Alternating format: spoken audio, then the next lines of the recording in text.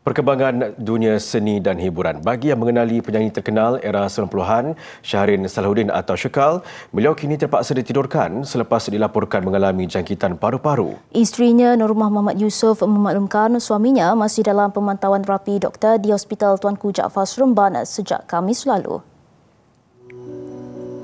Siang tadi, kru Buletin TV9 berkesempatan bertemu Nurmah di hospital berkenaan. Katanya doktor menidurkan Syekal bagi memudahkan proses rawatan serta pemantauan yang lebih intensif. Setakat ini, prosedur dialisis juga telah dilakukan.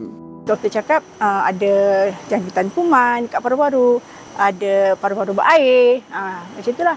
Kemudian baru semalam, lepas dah tebuk tu semua kan, dah stabil. Tapi dia punya keratinin pula, buah pinggang pula, tinggi.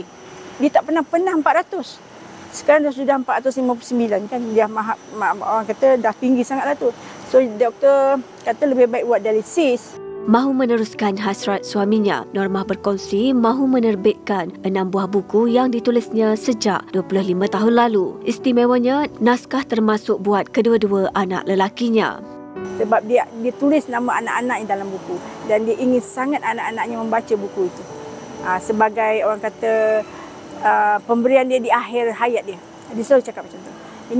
Inilah dia kata pemberian abang yang terbesar untuk anak-anak. Dia selalu sebut tu. Jadi kalau boleh tu biarlah hasrat dia tu kita kita kabul dan makbulkan.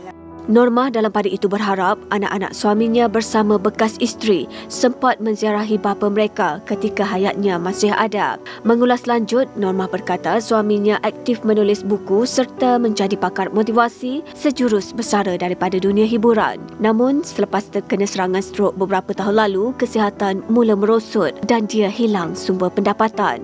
Semenjak Abang Syekal dah tak ada dah sakit, of course tak ada pendapatan kan. Dan akak adalah berbuat sesuatu macam bisnes online. Syekal pernah mengecapi zaman kegemilangan pada era 90-an menerusi lagu-lagu berunsur muzik Nusantara dan pop tradisional seperti Zapin Rindu Rinduan, Cinta Nusantara dan Ratib Orang Lautan. Dia juga pernah menerima pencalonan dalam anugerah juara lagu dan anugerah bintang popular berita harian.